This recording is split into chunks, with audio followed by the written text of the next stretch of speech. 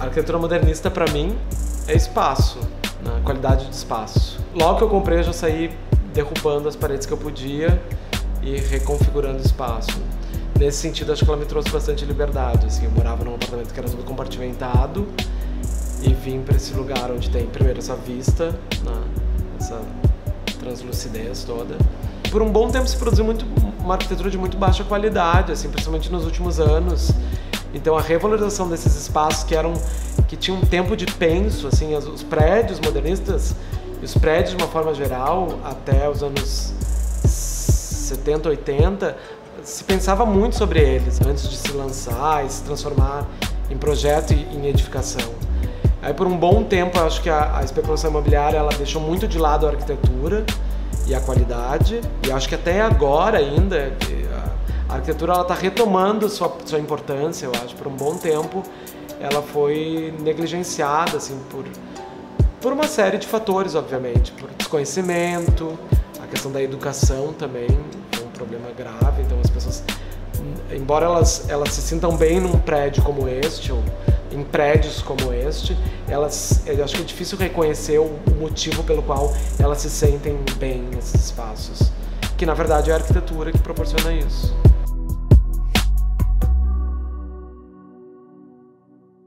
O plano diretor era diferente, né? O mercado era diferente. Acredito que antes tinha muito mais qualidade. Hoje em dia tem uma relação entre o custo do terreno, o plano diretor e as construtoras. Se criou essa condição de que os apartamentos devem ser pequenos, compactos e em paralelo a isso as áreas comuns são gigantes e às vezes tu nem usa isso e tu tá pagando por uma coisa que tu não se dá conta que tu não usa e que tu não precisa. Na verdade, tu precisa um apartamento, né, a tua casa, com proporções boas, confortáveis, com uma boa iluminação, uma boa relação com a rua, com vistas que tu possa enxergar longe.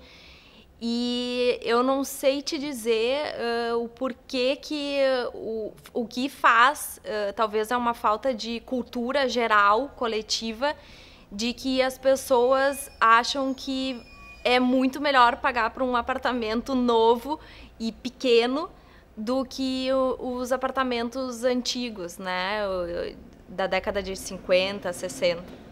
Assim, a minha percepção também dessas plantas mais antigas e de como o mercado utiliza, como o mercado vê, eu parto do princípio que tem sempre uma relação, né, valor e preço, né? Então eu acho que é um pouco disso. Eu acho que o Brasil, principalmente, a gente, não entrando muito nos detalhes do estudo mesmo, do urbanismo e tal, mas a gente tem questões que, por exemplo, as cidades elas crescem de uma forma meio desordenadas, né? Então, assim, a gente vê bairros centrais, onde a gente já não tem mais espaço físico para construir, e bairros secundários que começaram a crescer muito por conta da especulação, da construção imobiliária, né? Do desenvolvimento imobiliário.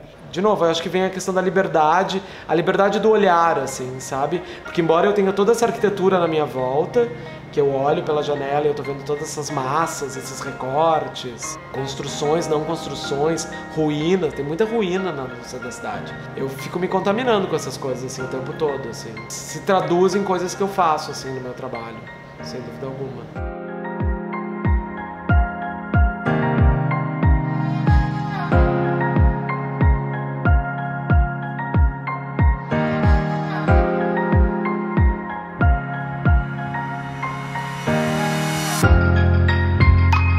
Os apartamentos modernos, eles têm características muito singulares, né? O controle da luz, a ventilação cruzada, os amplos espaços internos. Então agora, nesse momento de pandemia, as pessoas mais do que nunca começam a revisitar os seus ambientes, né, os seus lares, e começam a perceber que de repente nesses lugares, né, nesses apartamentos modernos, eles vão ter toda essa qualidade para si, né? Que hoje a arquitetura contemporânea, muitas vezes, ela vai priorizar os espaços comuns, as áreas comuns do edifício e não os apartamentos. Os apartamentos começam a ficar muito compactos, né? E às vezes com baixa qualidade, não tem também visibilidade para a rua. Então, em um momento assim que tu tem muito tempo em casa, né, foram meses já de quarentena em casa, isso sim faz falta para quem está dentro do lar durante todo esse período. Olha, eu acho que a persona que busca esse tipo de produto é essa pessoa que tem uma visão mais ampla e é uma pessoa com mais personalidade. Porque muito das coisas que eu vejo, a pessoa sonha, né? Tem um sonho de morar, eu quero morar num ambiente aberto, eu quero morar com muita luz natural, eu quero morar com isso. E às vezes isso influencia muito no trabalho da pessoa, né? A pessoa quer trabalhar com... a pessoa pinta, então ela quer muita luz natural porque ela quer pintar com mais qualidade. A pessoa faz foto, então ela precisa de uma luz melhor. A pessoa trabalha com criatividade, então ela quer estar num ambiente que instigue a personalidade dela. E acredito muito assim no sentido de personas, que às vezes a pessoa quer muito, mas a gente ainda às vezes é muito influenciado pelo outro, né? Então eu já levei muito cliente para ver apartamento que era muito fora da curva, que a pessoa gostava muito, se via muito morando ali, mas na hora de ter aquela chancela de alguém da família ou alguém que ela levava para validar a compra, a pessoa por ter um estilo totalmente diferente do dela, não, mas é estranho, tu vai se adaptar, e daí a pessoa acabava voltando atrás e não sei, e tinha dúvidas que não influenciava a própria vida dela. É engraçado que o consumidor ele faz às vezes umas compras muito fora da curva, no sentido de que a pessoa não quer ter filho, a pessoa quer um espaço amplo para receber, mas ela quer um apartamento de 2 dormitórios. Só que se tu mostrar um apartamento com a mesma planta, só que todo aberto, daí ela acha estranho. Então assim, as pessoas têm alguns checklists na hora de comprar o apartamento que é engraçado. Quer dizer, ela não está comprando um tamanho, ela está comprando uma projeção de alguma coisa que às vezes ela nem usa. Muito por conta, acho que, de um pensamento padrão, assim, um pensamento comportamental padrão. Mais do que nunca, a arquitetura, ela representa essa qualidade de vida, né? O morar bem é uma qualidade de vida. Então, à medida que as pessoas têm conhecimento sobre arquitetura, os edifícios modernistas, elas conseguem enxergar neles como uma possibilidade, então, de ter essa qualidade de vida, né? Mais do que em algum apartamento pequeno e que tu não consegue, neste momento, usufruir todas as questões de condomínios, todos os espaços comuns. E tu precisa, sim, ter na tua casa uma boa ventilação, uma boa iluminação, né? Um conforto. Eu estou no centro da cidade, você pode perceber que não tem barulho, é extremamente seguro, principalmente quando eu comprei esse apartamento, quando eu encontrei, todos os meus amigos assim próximos disseram que eu era maluco, porque já faz bastante tempo que a gente tem esse apartamento. Imagina, você vai morar no centro, o centro é super perigoso, e na verdade é muito ao contrário disso, porque o centro, neste lugar especificamente, é muito seguro, porque os bancos estão todos aqui, então existem câmeras em todas as ruas, chegar à noite não é um problema, porque a Rua da Praia pode ter circulação de automóveis depois das 10 horas da noite, então táxi, Uber, todos chegam na portaria. A arquitetura como um todo, ela deveria participar mais da vida social das pessoas, assim como a gente sabe falar sobre cinema, sobre comida, todo mundo tem opinião de tudo, a arquitetura sempre é deixada de lado, assim. Acredito que os arquitetos tenham um papel muito importante em desmistificar a arquitetura, aproximar elas das pessoas comuns, né? E a gente cada vez mais conseguir falar e explicar que uma boa arquitetura não é um luxo, né? Ela deveria estar presente para resolver o dia a dia das pessoas, os lugares do dia a dia, né?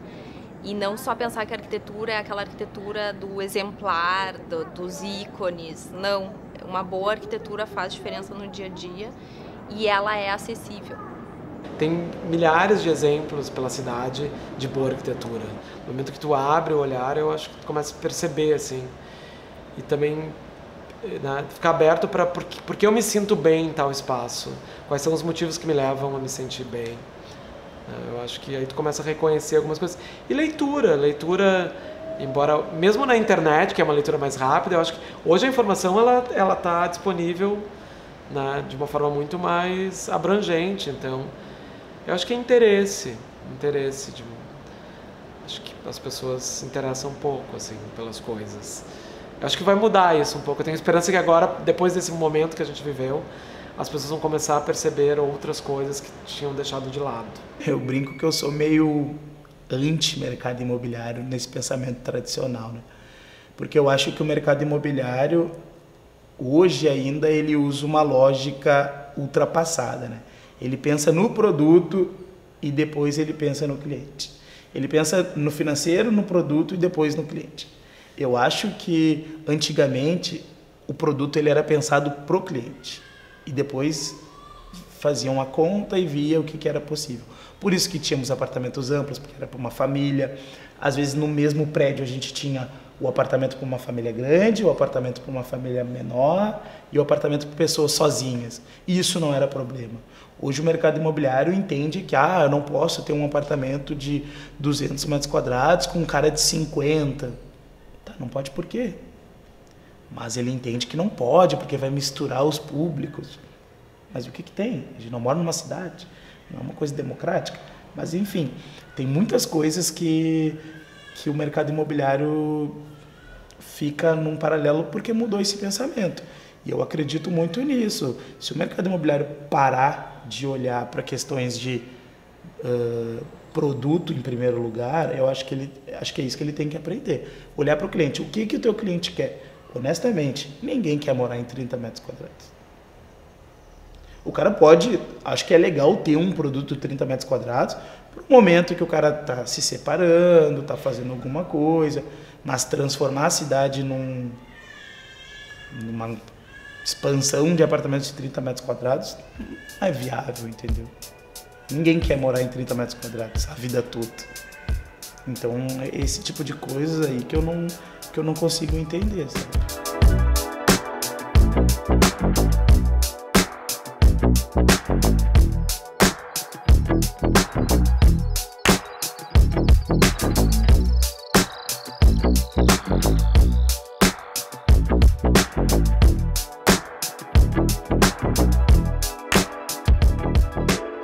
É super legal, na verdade, porque eu fui um dos primeiros novos moradores do Santa Cruz, assim, porque o prédio de 65, então as pessoas que moravam aqui, era um prédio muito caro, obviamente, né, dos anos 60, quando ele foi construído, porque ele oferecia serviços que outros prédios não tinham. Ele teve, eu acho que um público que era muito ligado ao governo, porque ele é muito próximo ao Palácio, à Assembleia, então moravam desembargadores aqui, ainda moram, advogados, enfim, deputados. Esse apartamento eu fiquei sabendo que era de uma cartomante bem famosa na cidade, que hoje mora em Brasília. O futuro dos ícones, eu acho que depende dos proprietários dos ícones. Eu gostaria que o futuro dos ícones de arquitetura de Porto Alegre fosse um futuro duradouro, assim. Eu espero que o futuro dos edifícios modernos de Porto Alegre seja muito promissor, no sentido de que cada vez mais eles venham a ser valorizados, e por isso a gente tem que criar uma consciência coletiva da importância deles dessa camada na cidade, né? E eu acho que sim, a cidade contemporânea, ela é uma soma dessas camadas, né, de períodos diferentes. Então, assim como a gente tem os edifícios clássicos e historicistas, a gente tem os edifícios modernos e a gente tem que valorizar eles e manter, né? Muitos exemplares de arquitetura do período lá dos 50, 60, eles já foram perdidos, né? Várias casas modernas já foram demolidas e substituídas por prédios. Então, a gente tem que tomar as rédeas disso e cuidar ao máximo para que eles sejam valorizados e mantidos, né, para eles seguirem fazendo parte das cidades. E preservar a arquitetura moderna, né, o patrimônio moderno, não é também tombar e tornar essa arquitetura inviável de novos usos. Então, é criar a consciência desse patrimônio moderno sem inviabilizar o uso dele. Olha, eu sou muito, né, entusiasta dos prédios modernos, principalmente porque eu percebo tem toda uma questão tempo, né? Vamos botar... Porto Alegre é a província, né? É a capital do sul, né? Se a gente parar para pensar, a gente é uma cidade pequena. E se a gente olhar para São Paulo tem vários prédios assinados que tem fila para comprar. Fila. Porque as pessoas valorizam, as pessoas renovam os prédios. O que eu vejo em Porto Alegre hoje é, aquele prédio lá é legal, mas tá caindo aos pedaços. Por quê? Porque quem mora nos prédios geralmente são pessoas mais idosas. As pessoas idosas, elas chegaram num ponto que elas não têm renda. Tipo, elas vivem com aquilo ali. Então, elas não podem estar renovando os apartamentos.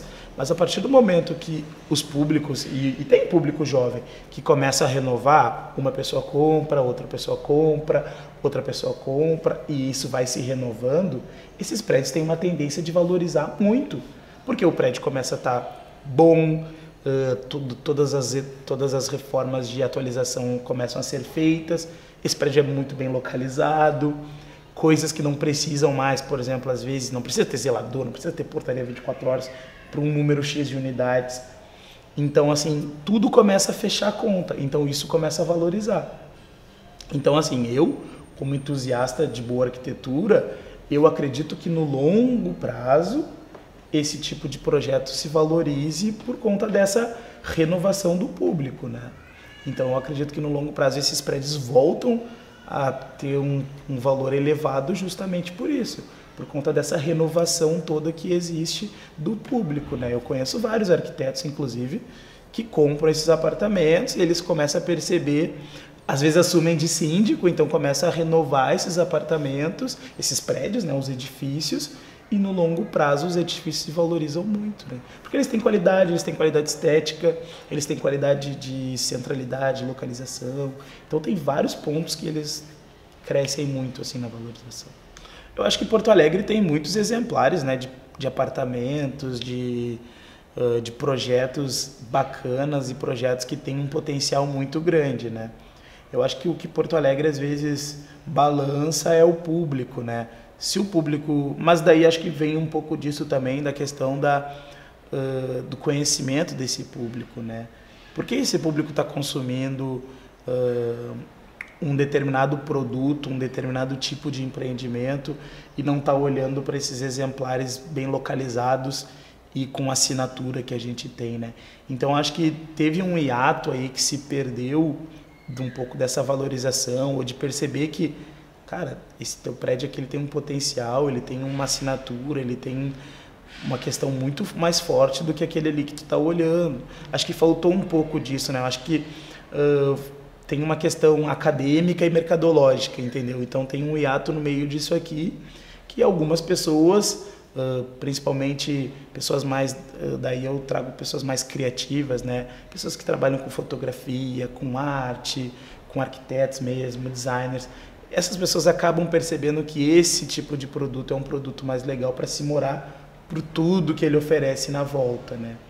Mas assim, eu acho que tem um pouco desse deslocamento, mas eu percebo que cada vez mais, hoje, principalmente por conta de Instagram, coisas visuais, as pessoas estão percebendo que, nossa, para eu ter isso aqui eu posso ter, porque tem apartamentos que me proporcionam isso, né?